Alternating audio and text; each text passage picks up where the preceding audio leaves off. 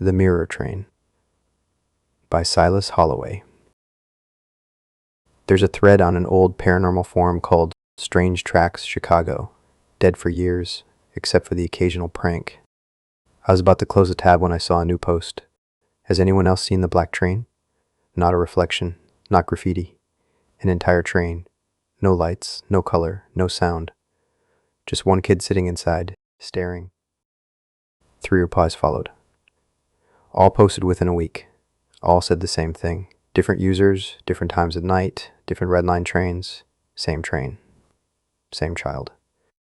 I messaged them, asked questions, tried to pin down the impossible. Each gave details they couldn't have copied. Each ended with something like, "I'm not talking more. Sorry."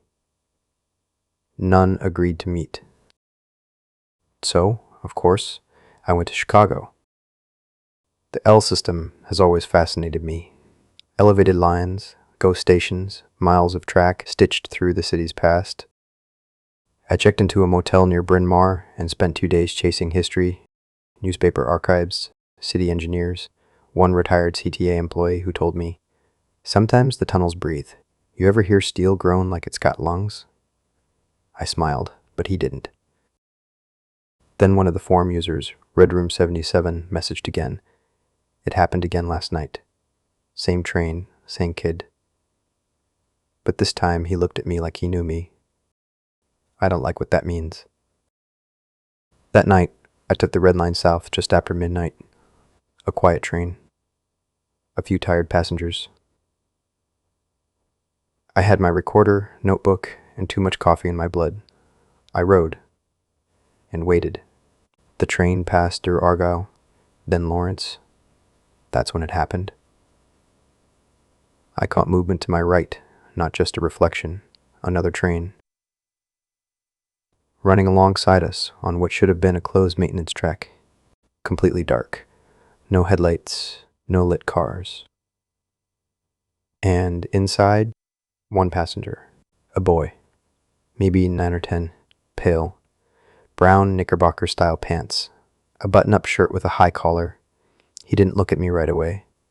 He was pacing the aisle, stopping now and then to peer at his surroundings like he was inside a museum that confused him. Then he turned and stared straight at me. We were separated by glass, steel, and 60 years, maybe more. But in that moment, we might as well have been breathing the same air. His mouth moved, words I couldn't hear. Then again, slower, clearer. I read his lips. Where am I? Then, let me off. He pounded on the window. Once. Twice. Not like he was afraid. More like he was angry. Like we had trapped him. Like I had. I don't know how long it lasted. 2 minutes. Maybe 3. Then his train peeled away, veering into a tunnel that didn't exist on any map I'd seen. Gone. I got off at Roosevelt, walked half a mile in the July heat, and didn't sleep. Next day I went digging. Old transit maps dating back to the 1930s. Turns out there was a short-lived expansion project, a planned tunnel just south of Lake that was abandoned mid-construction. Budget issues, some said. Safety concerns, said others. Then I found it. A clipping from the Chicago Tribune, 1939, boy missing near Red Line construction. Officials have called off the search for 9-year-old Joseph C. Kinney, last seen playing near a fenced-off Red Line tunnel construction site. No remains were ever found. The article didn't say much else, but it had a photo, a grainy, formal portrait, the same face from the train.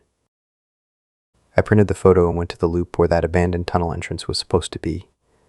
Most of it had been filled and repurposed, but at the far end of an alley behind a crumbling warehouse, I found a gate. Rusted shut. On the chain link was a sign, barely legible through decades of grime. No entry after dusk. Do not attempt to cross. CTA Maintenance Department, 1940. Below that, scrawled in sharp black marker, someone had written, "It's not a train, it's a question." I rode the Red Line again the next night. It was later this time, maybe 1 a.m., just me in the car, city breathing outside, slow and heavy. I sat where I had before and watched the tunnel walls. And then, there it was. The black train rolled up beside me, as silent as a held breath. This time, the boy was already staring, not pacing, not searching. He sat on his bench directly across from mine. He looked exhausted and older, not in age, but in spirit. The way grief can do to a face what decades cannot. He mouthed again, "Let me off." Then something different. 3 words. Slower. Clearer. "What year is this?" I whispered. 2025. He couldn't hear me. He stood, angry again, pointed, first at himself, then at me, then at the train. His fists pounded the glass, not desperate, betrayed. And then his train peeled off again, swallowed by a dark tunnel that didn't belong. 2 days later, Red Room 77 messaged me one last time. I haven't seen it since. But I think it sees us now. I tried reaching out to the others on the thread. Silence. The forum was deleted a week later. I never found out how that boy ended up inside a train system that didn't exist when he was alive. No death certificate. No ghost story. Just one vanished child in a train that runs parallel to ours, unseen. If I told you I believed it was a ghost, I'd be lying. If I told you it was a glitch in time, I'd be guessing. All I know is, it happened, and still might be happening. Because sometimes I think about that boy, lost in a system that never opened, a train that never ran, waiting in a tunnel no one walks through. Maybe he's still waiting for someone to answer his question. Maybe the black train isn't taking him somewhere. Maybe it's trying to bring him back. If this sort of thing keeps you up at night, you might want to subscribe. There's always more buried in the archives, and if there's a story you're looking for, drop it in the comments. Odds are, I've already got a file with your name on it, just haven't dusted it off yet.